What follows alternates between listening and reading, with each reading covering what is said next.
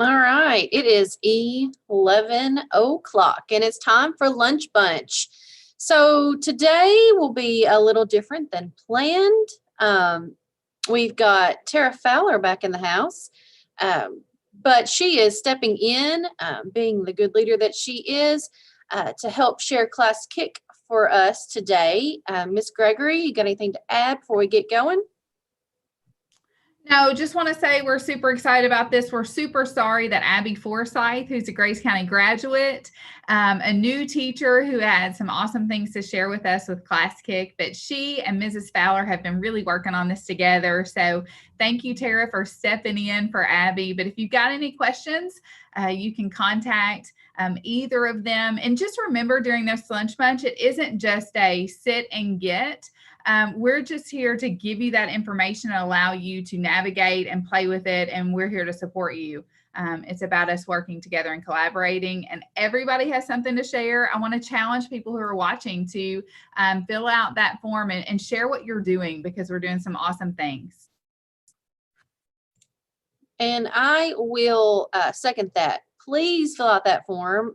There are so many people that have so many great things to share and will benefit from you. So if you're hesitant, take that leap and fill out that form. And I know you will be so excited that you did. It's not as scary as you think it is, but people just need to hear from a plethora of people that teach so many different subjects, so they know that tools can work in many different ways. And so let's make each other better by sharing. So Tara, if you're ready, we'll let you get going on Class Kick. All right, guys, I don't know who all is on here. This is a little bit different of a format, but I need you guys to, can I post in the chat box and people can, how does that work? You can post in the chat box and then I'll put it in the YouTube chat box. All right, so I need everybody to join this link. And that will get you going on Class Kick, and then I will share my screen so that you guys can see what I see to start with.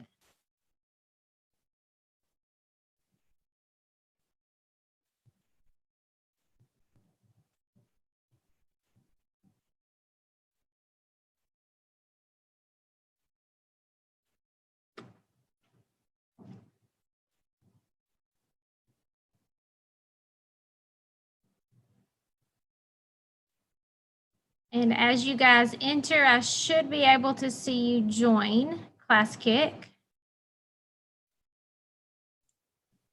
All right, I think I've got it in there, Tara. So they'll start to join here in a minute.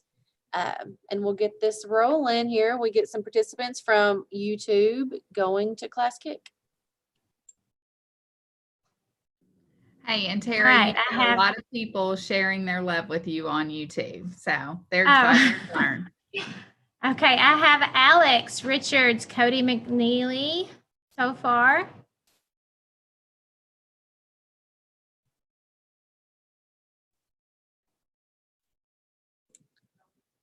All right, we see Heather and Cody, Caitlin, Nikki. Hey guys, I see Samantha Baldwin in the house. So we've got a bunch of GC people watching. Thanks for joining us, guys. All right now we're just waiting for you guys to join. I'll tell you who I can see, and then you can tell me, Ms. Dana, who we're waiting for. I see Alex Richards, Alex Truelove, Allison Gregory, Cassie, Cody McNeely, Dana Dowdy, Heather, Caitlin, Laura Hill, Lorena, Mercedes, Nikki, Ron Henley, and that's who I have right now. Okay. All right, so what I want to do is, Dana, I'm going to actually jump on your screen if you don't mind. Here's the kind of the cool thing about Class Kick is that I can jump on any of your screens at any time while you're working live. So I'm going to jump on Dana's screen so that you guys can just see you're on the first slide. And I created this with the help from a template also, but I inserted this part, why Class Kick?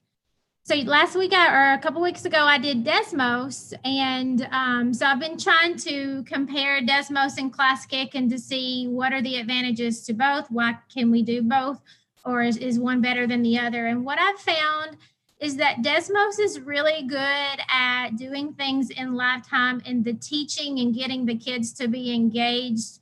And Classkick is really good at allowing you to grade things quickly, just like it were a sheet of paper. So it is also live time. Again, I can see who all's on. I can see what slide you're on. I can see what you're typing as you type or write.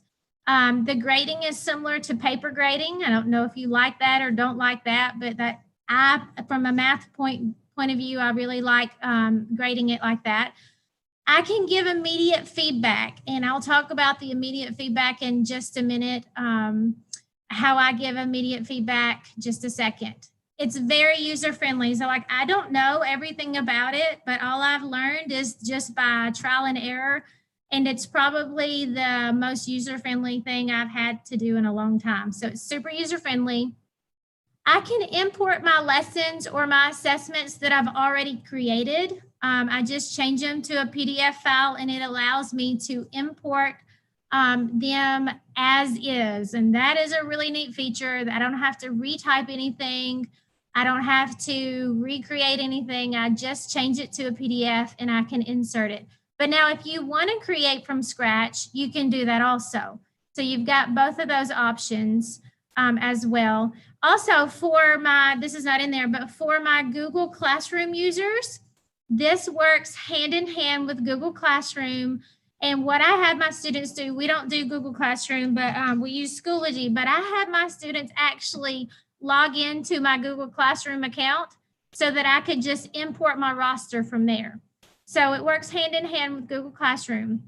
And then number 6 is probably my favorite reason. It allows you to use the pen tool to type, to use the camera, to use the microphone. And when I say I give feedback a whole lot of times with the microphone tool where they can hear what I say orally. Hey, you messed up on this step. Can you go back and fix it? And they just click play. They hear it, and they can fix whatever they want to fix. Now, I can also do the feedback with the pen. I can type it. I can do feedback however I want to, again, as they're working. It has a multiple choice option, a fill in the blank option. You can create manipulatives and do sorting things. You can link websites or videos. And again, feedback is a big, big deal. So that's another reason that I really love it.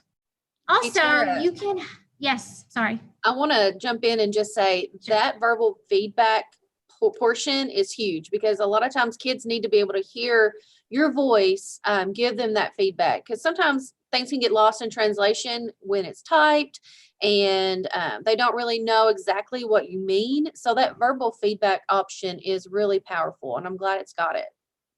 It's probably one of my favorite options. And like I see the Spanish teachers on here for Spanish, they can actually give you verbal, they can insert their verbal. So if you want to or orally assess them, you can do that also. And then the last thing, you can hide an assignment or lock an assignment. So you have complete control over when that assignment is open and when it's closed. So for quizzes, I tell them when the deadline is, and I will lock it, and then I'll hide it. And they have similar things, but there's a little bit of differences in there. So what I'm going to do is I'm just going to be on, I'm going to be on here, and you guys are going to go through. If you look where it says 1 out of 10, if you click the right arrow, it will tell you, or it'll go to the next slide. And I want you I'm going to be quiet. You guys just go through the next slides and just check it out. And I'll be here if you have any questions. You'll have to unmute yourself and tell me, because I don't know that I can see anything else. Okay. So, or if you want to, I don't know that I can even look at everybody, as far as I won't get through everybody's questions if you leave it on Classkick. You could technically leave me a question on Classkick, and when I get there, I would answer it. But for time purposes, just unmute yourself if you've got a question. So go ahead and go through those slides, and I'll be watching what you're doing. And while people are doing that, if you want to leave a comment or a question, just put in that YouTube chat box and we will get it to Tara so she can answer any questions for this part of the segment.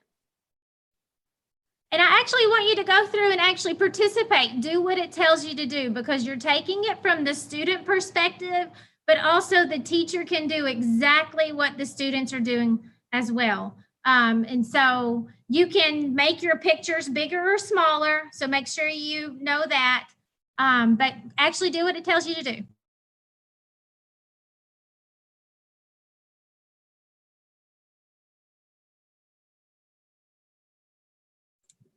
So Tara, on this slide, they are actually able to take a picture using their webcam, right? And upload those on Classkick. Is it pretty simple? Yes, what I do with their camera feature is I have them actually do all of the answers in Classkick, and then I'll have them hold their work up to the camera. And the last slide I save for them to send me a picture of their actual work. Now it takes a little bit of practice, but by now they're really good at it. Just like any new tool that you try, it's going to take some time. I mean, it's not going to be perfect the first time, but don't let that discourage you from trying new things, because I think that's the magic of new tools, is that you try them, you don't give up, you find something you might like. And you know, like you said earlier, Classkick and Desmos, they have some similarities, but you may find that certain assignments are best with Classkick and some things are best with Desmos. So it's good to have those things in your tool belt so you can pull them out when they're most beneficial for students. Now, I do have a question, Tara. I don't know if it was in the chat or not, but can students progress just at their own pace through this, or is there a way for you to pace it like you can in Desmos? What's the difference there? I have not found anything pacing wise, so they do progress at their own pace.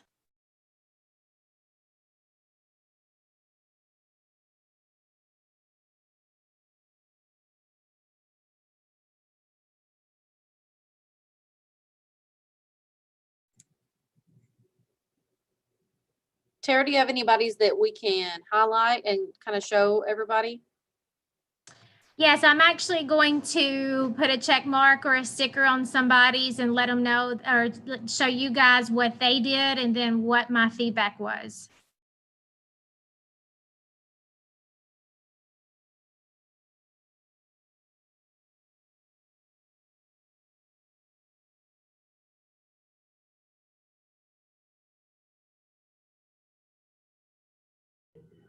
And then also, Tara, as you're doing that, and you might have said this at the beginning and I was too busy typing in comments on YouTube, but when I'm trying to decide between Desmos and Classkick, why do I use Classkick over Desmos or vice versa?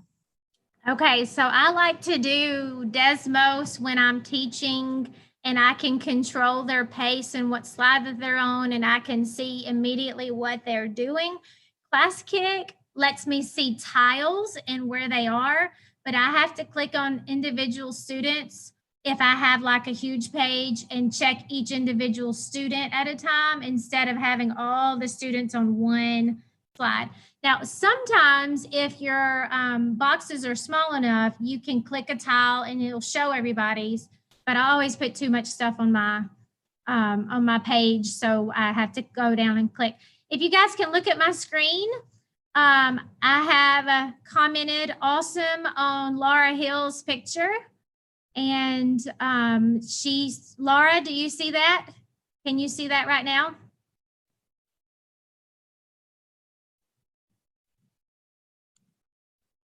Maybe she can't hear me. I'll go through and I'm going to try to comment or at least put a check mark on everybody so that you guys can kind of see how that happens from the teacher standpoint.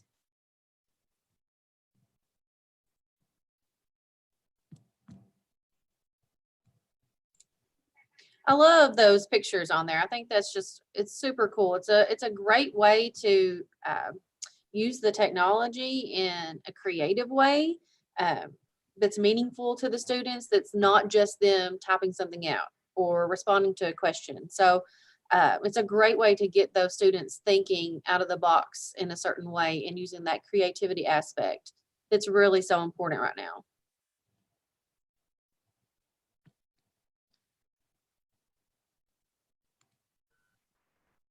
And just remember, guys, if you've got questions for Tara, go ahead and put those in the chat so that she can answer them for you.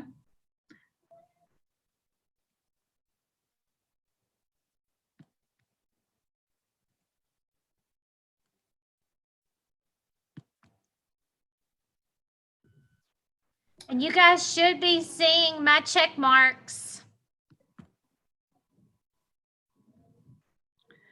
Hey, and I also like on slide 6, I don't know how far people are, but we talk about level of thinking and critical thinking. And I know that's tough in a remote situation. I love those sorts.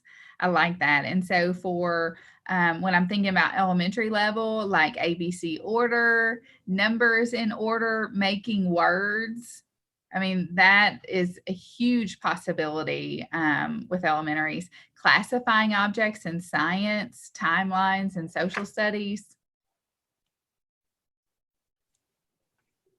One of my favorite tools also is the linking tool. So what I've done in the past is I have created a screencastify and I have linked it on the page so that they can watch their video and then practice their work.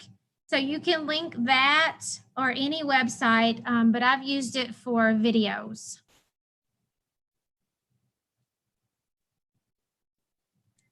And I like how it can be used at any grade level for any subject. You know, for the smaller students, it's really important to model. And even for our bigger kids, you know, they're not going to know exactly how you're wanting them to use a tool unless you model that for them. Sorry, as I'm going through these slides, y'all know I'm a teacher nerd. Slide 6, where she says to spell a word. I can also see you practicing sight words. So they've got the sight words on one side of the page and they press, you know, like they record reading those sight words. That's possible, right, Tara? Yes, yes. Fluency possibilities out the wazoo there. That's awesome.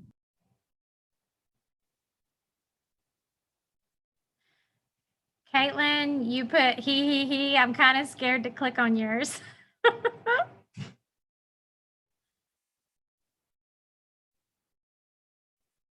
So you guys can see the view. If you look on my screen, you can see the view that I have from the teacher, and I can change it to just view slide 1. And I can see, actually, let me view slide 2. I can view slide 2, and I can kind of see the tiles from everybody as I scroll down. So again, depending on how large the page is, you can see each individual slide as you go. So let's talk about costs. Is this a free tool? So yes, there is a free version, and I think it allows you to go up to 200 students. And what it doesn't do that's different from the pro version is it doesn't allow you to organize things into folders, and it only gives you up to 20 assignments, which is fine because I would just delete my bottom assignment and add another assignment. I actually did purchase the pro version just because I wanted to compare the two. But you guys are working on the basic version, the free version. So there's nothing that you're doing right here that can't be done under the free. So if you look at your name, it says basic beside your name. That means it's free. So nothing that you're doing right now is paid. I think you could pay $10 a month if you want the pro. And I just did it for a month to see what the differences are. And if you don't want to do it, I think you can totally get by. I see somebody raise their hand, and it looks like Amy raised her hand. Amy, does that mean that you're finished? I think that's what that means. So you can have students raise their hand if they need help. And other students, I clicked where other students could actually jump on and help Amy or help anybody. I haven't used that feature a ton, but because I haven't seen it from the student perspective. But if anybody sees that Amy needs help, jump on her screen and you can let us know how that goes. Tara, Dr. Hill had a question. She wanted to know, how does the eraser tool work?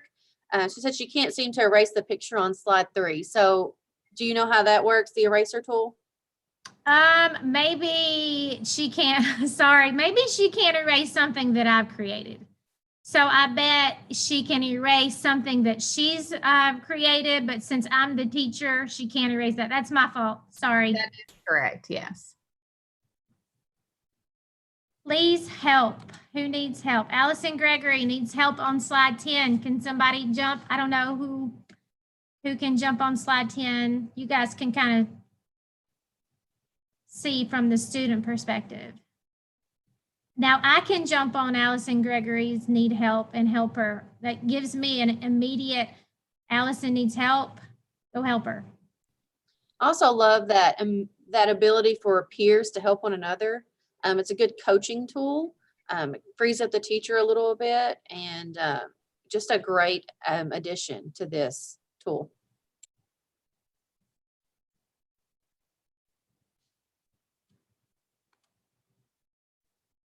And guys, as you go and work, I mean, this is really something for all content areas and all levels. And so, like, of course, I have the math brain. So I'm thinking mathematically how it can work for me, but I know it can work in every subject area. And so it will be neat for you to be able to tell me, hey, I've got it to do this, because I kind of want to know what all it can do in different subject areas. Yeah, so that's a great idea. So if you are willing, use this in your class in the next few weeks, and drop Tara some feedback by email or in some way, and tell her how you've used it. Another great way to share how you've used it is take a picture and drop it on the GC Forward hashtag on Twitter. Tag Tara, tag me, tag GC Digital Learning, and let's share those ideas out there. So if we have a bunch of people sharing on that hashtag, you just have to go check the hashtag and see all the ideas. And it's a great kind of landing zone for all of our tools that we've been using and ideas. And I see that Nikki is helping Allison Gregory. Nikki, can you kind of unmute and say what? No? Okay. Well, okay. Never mind. They're on live, so they can only talk through chat. But what okay. I do want you to know is Caitlin had said the names of other classmates are changed. It's like anonymous who they're helping. Yes. You do that does it do that automatically? Yes, there's not a setting. It automatically does that. And here's what I like about that, you guys, is it makes your learning environment safe. So if somebody doesn't know or doesn't know how, it's not embarrassing. And so I'm really big about having a safe classroom environment where kids, it's okay to be wrong. And so I really like that piece, Tara.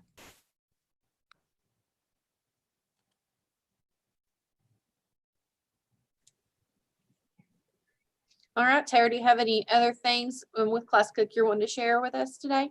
I don't, but I really would like to know what you guys are doing, because it will help me get better at this aspect from the math perspective too.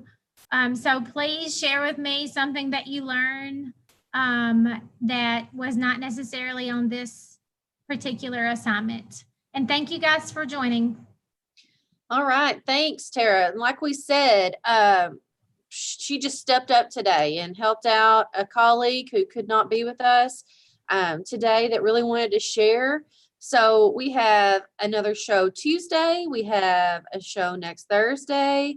So let's really step up and fill out that form and be willing to share out. I think next Tuesday we'll probably be exploring breakout rooms and different ways breakout rooms can be used at all levels and all subjects. And so I am trying to get some perspectives from all grade levels. So if you are starting to use breakout rooms, hit me up and we'll put you on Tuesday's show.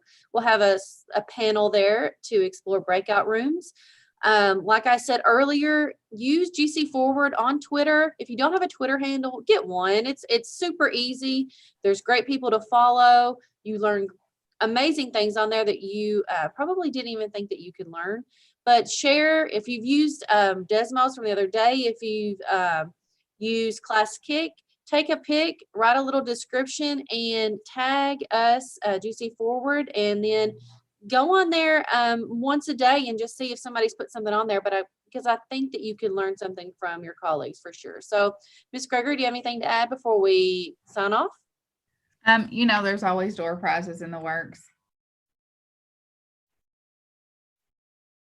Okay, so here's how we're going to do this because I'm a Twitter fanatic. It's my professional learning network. So when we see some tweets start going out, we're just going to randomly select somebody that's either sharing or using Desmos or Classkick or something that's been shared, because when we share with others, we make everybody better. So Amazon card coming somebody's way. Let's use that hashtag. That's exciting. All right, guys. Well, have a great day. Thanks for joining us. And this will be available later on the GC Digital Learning page. And so if your colleague missed it, or if you have a friend that you know could benefit from learning about Classkick, send them that way. And don't forget to subscribe so you can know when our next live is going out. And thank you for joining us and have a great day.